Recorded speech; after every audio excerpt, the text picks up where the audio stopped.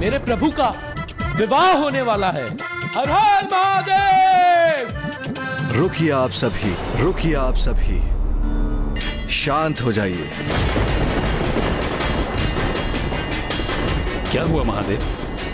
ऋषि वशिष्ठ, क्या महाराज हिमावन कन्यादान करेंगे?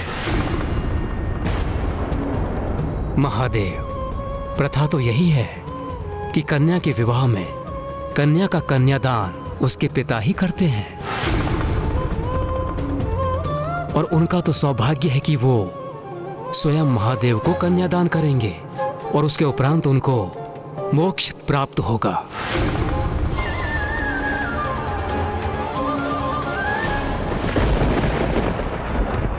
किंतु मैं कुछ भी समझने में असमर्थ हूं। क्या हुआ?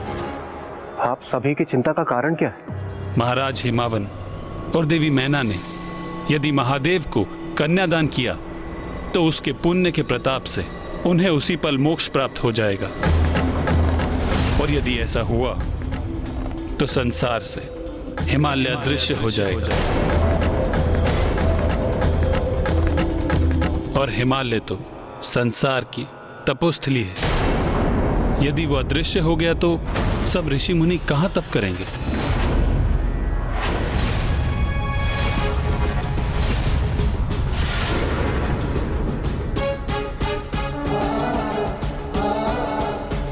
यदि महाराज हिमावन ने कन्यादान किया तो बहुत बड़ा अनर्थ हो जाएगा।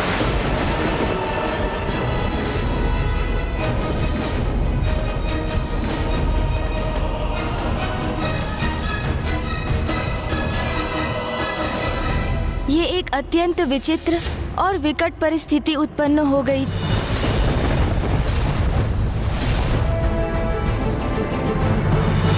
माता पार्वती पूर्ण विधि विधान से अपने विवाह के लिए प्रतिबद्ध थी, किंतु कन्यादान के बिना उनका विवाह कहाँ संभव था।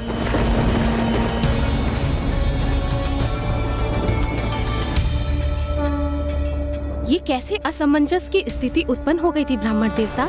अब तो सब कुशल होना चाहिए था ना? इतनी कठोर तपस्या की थी माता ने। जब उसका सुफल प्राप्त करने का समय आया तो उनके मनोरथ में एक और विघ्न आ गया। तो क्या इस उलझन को सुलझाने का कोई उपाय नहीं था?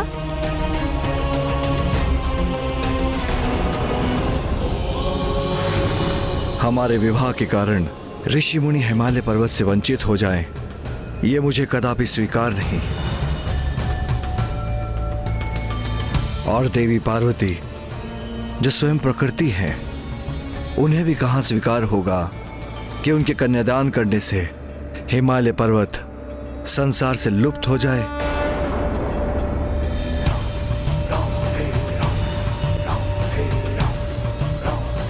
महादेव, कन्यादान विवाह की विधि का मुख्य भाग है, जो कन्या के लिए अपने पिता का आशीर्वाद तो है ही, किंतु उसके अपने जीवन में एक महत्वपूर्ण परिवर्तन का सूचक भी, क्योंकि कन्यादान से कन्या पुत्री की भूमिका के साथ अर्धांगिनी की भूमिका को भी अपनाती है।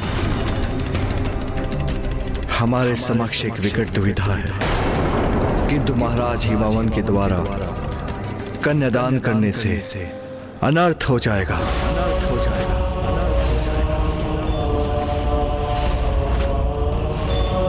जिसकी अनुमति मैं कदापि नहीं दूंगा।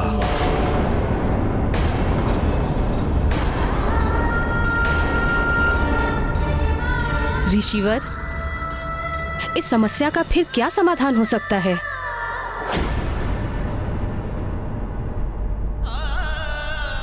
दृढ़ निश्चय हो तो सभी बाधाएं स्वतः मिट जाती हैं। दुविधाओं का अंत होता है और उद्देश्य प्राप्ति का मार्ग प्रशस्त हो जाता है।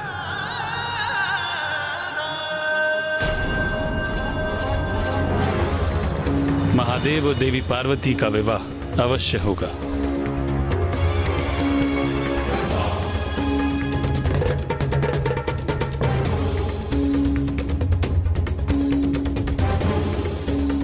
नारायण, किंतु कन्यादान? आप वर हैं महादेव, आप चिंता मत कीजिए। और आप सभी बारात की तैयारियां कीजिए। शेष आप मुझ पे छोड़ दीजिए। मुझे ज्ञात है कि इस समस्या के निदान के लिए कौन उपयुक्त है।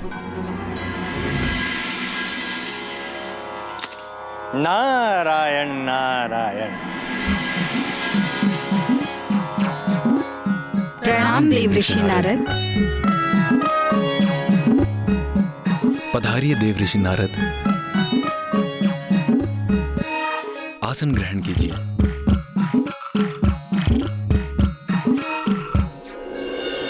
ग्रहण करने आसन नहीं हुआ है मेरा आगमन। सब कुशल मंगल तो है ना? नारायण नारायण। महारानी मैना, आपकी चिंता का नहीं कोई विशेष कारण। देवादिदेव महादेव और देवी पार्वती का अवश्य होगा लगन। महारानी मैना, अभी अभी मैं कैलाश से ही आ रहा हूं और वहां भी अत्यंत उत्साह है। सभी में और सभी उत्साहित होकर बारात की तैयारी कर रहे हैं बड़े उमंग से।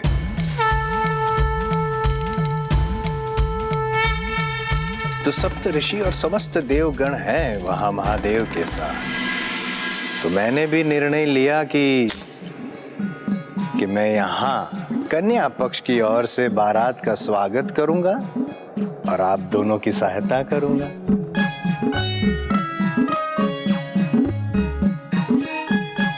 आपके इस शुभ विचार से हम कृतार्थ हुए देव ऋषि नारद। इस शुभ अवसर पर आप हमारे साथ हैं, ये हमारा परम सौभाग्य है। नारायण नारायण। माता मैना, देवी पार्वती तैयार हो चुकी हैं। चलिए देवर्षि नारद, मेरे साथ चलकर पुत्री पार्वती को आशीष देने की कृपा करें।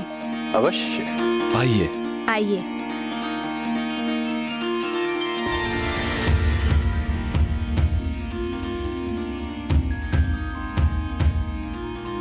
पुत्री पार्वती,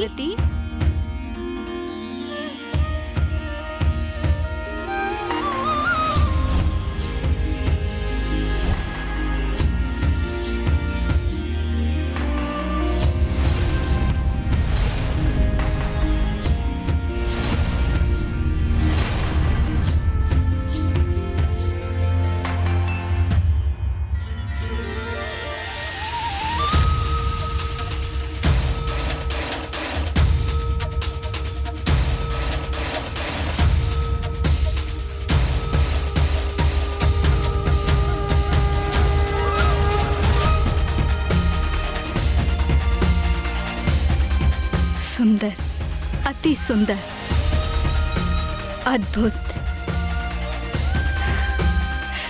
पुत्री पार्वती, कितनी सुंदर लग रही हो तुम।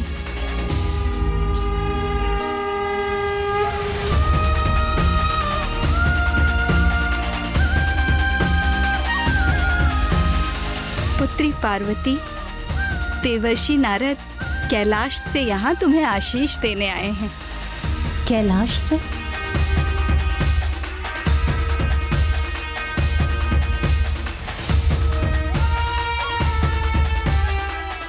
प्रणाम देवर्षि।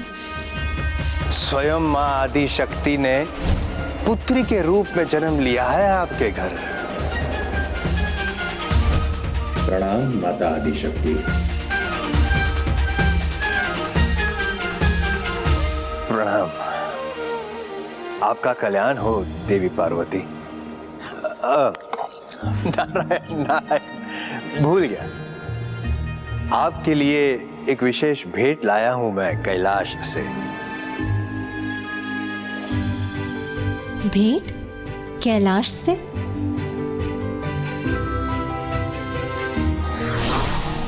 विशेष रूप से मात्र आपके लिए, स्वीकार कीजिए।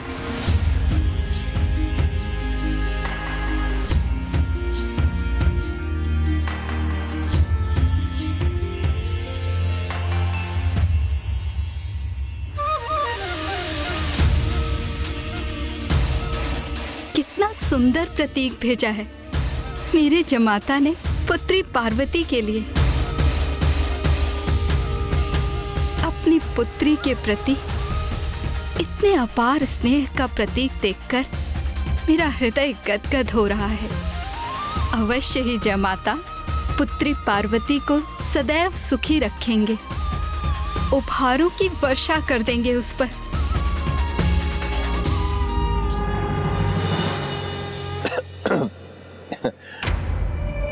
महारानी मैना, ये विशेष उपहार आपके होने वाले जामाता महादेव ने नहीं, माँ लक्ष्मी और नारायण ने भेजा है। मेरी पुत्री ने इतने कष्ट सहे हैं उन्हें पाने के लिए, तो क्या ये उचित नहीं होता कि महादेव उसके लिए ये उपहार भेजते? किसी भी माँ के लिए अपने संतान के सुख की कामना स्वाभाविक है, किंतु मांगलिक कार्यों में धैर्य आवश्यक है।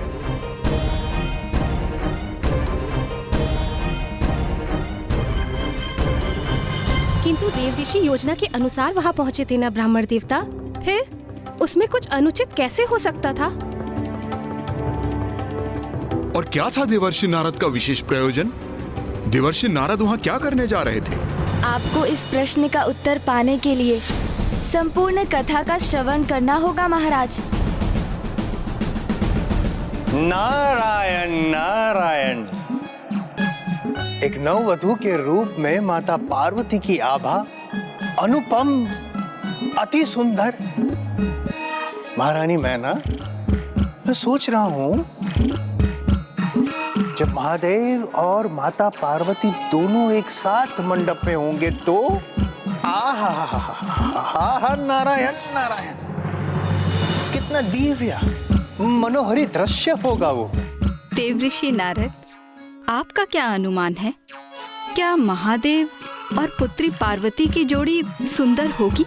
अवश्य, निसंदेह।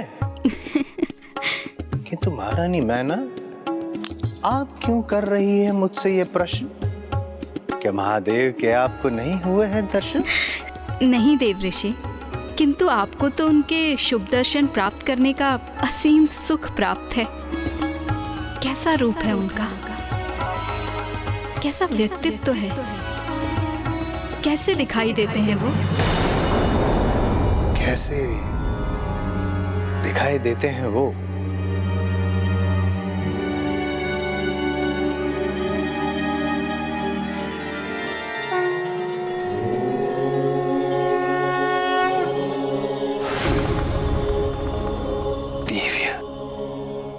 दिव्य है वे, दिव्यता की प्रतिमूर्ति है वे, जिनकी जटाओं को स्वयं चंद्र सुशोभित करते हैं, जिनका मस्तक चमकता है उनके दिव्य तेज से। मित्रों की ऐसी पैनी दृष्टि है जो आत्मा में उतरकर अंतर के सभी रहस्य को ज्ञात कर लेती है।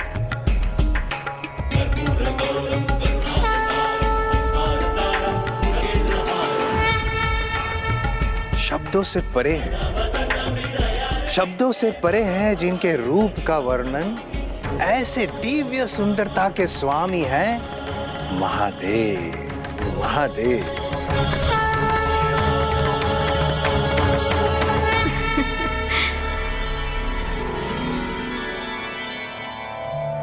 उनके समान दिव्य और सुदर्शन भला और कौन हो सकता है इस संसार में? महारानी मैना बारात द्वार पर पहुंच गई है।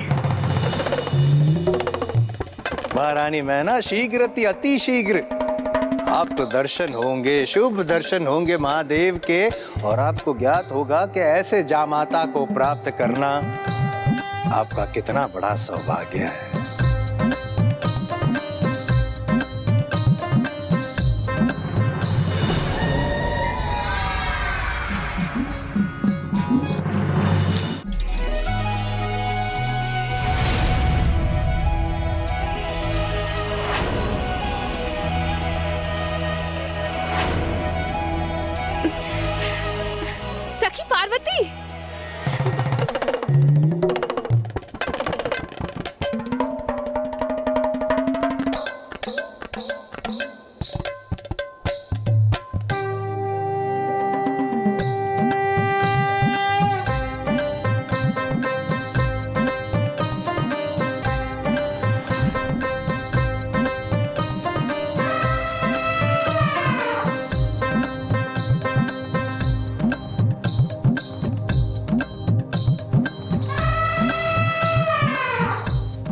ना, आपके होने वाले जामात को ढूंढ रहे हैं आपके नेत्र, है ना? हाँ देवर्षि नारद, आपके मुख से उनकी इतनी प्रशंसा सुनकर मैं उन्हें देखने के लिए अति आतुर हो रही हूँ।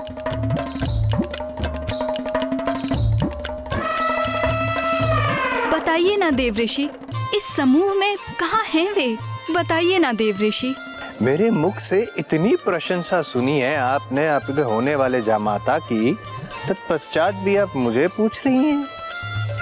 जरा उधर देखिए, खुद ढूंढिए, पहचानिए। अवश्य देवऋषि।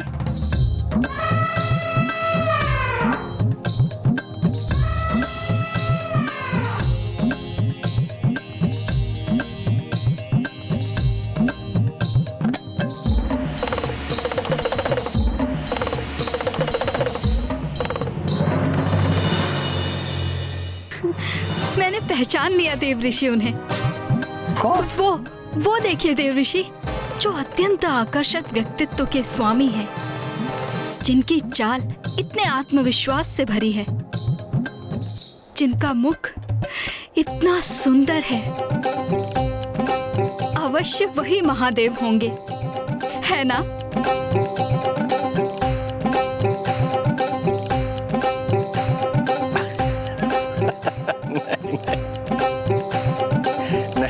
नहीं महारानी मैना, उनका सौंदर्य तो महादेव के निकट भी नहीं। वे हंसराज हैं, गंधर्व के राजकुमार और महादेव के प्रिय भक्त।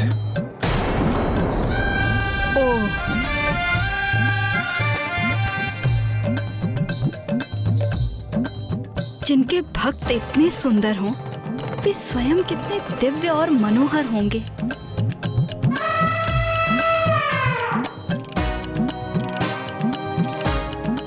जिनकी जटाओं को स्वयं चंद्र सुशोभित करते हैं।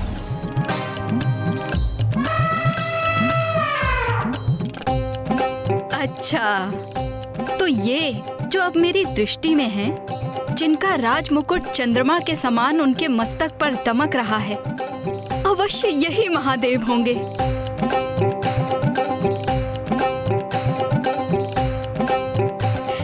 है ना?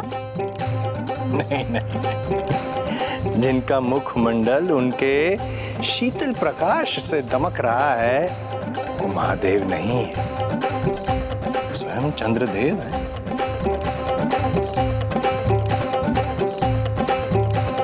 कैसा अनुपम सौंदर्य है चंद्रदेव का, जो स्वयं मेरे होने वाले जामाता की जटाओं में सुशोभित हैं।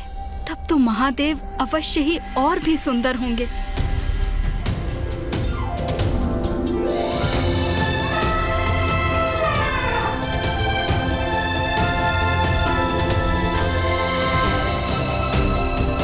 जिनका मस्तक दमकता है उनके दिव्य तेज से।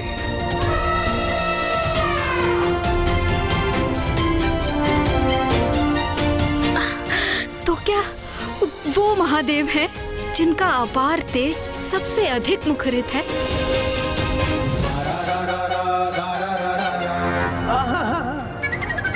जिनके तेज से समस्त संसार को ऊर्जा प्राप्त होती है, वो महादेव नहीं है,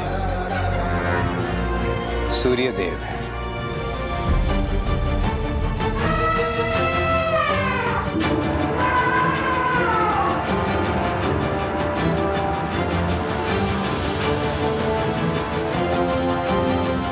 अच्छा, तो अवश्य यही, जिनके व्यक्तित्व से ऐसा अनूठा आत्मविश्वास झलक रहा हो, अवश्य यही महादेव हो सकते हैं।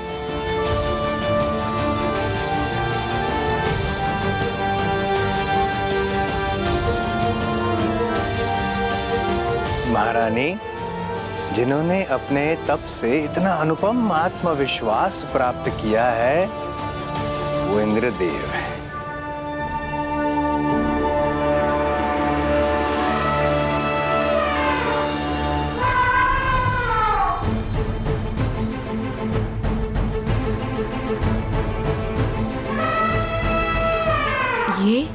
ये मैं क्या देख रही हूँ?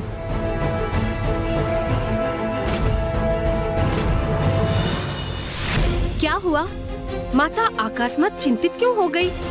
क्या अब भी विवाह में कोई विघ्न था?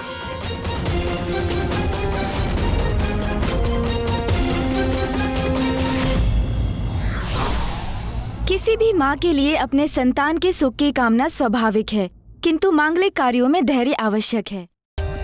For more updates, subscribe to our channel, click the show links and enjoy watching the videos.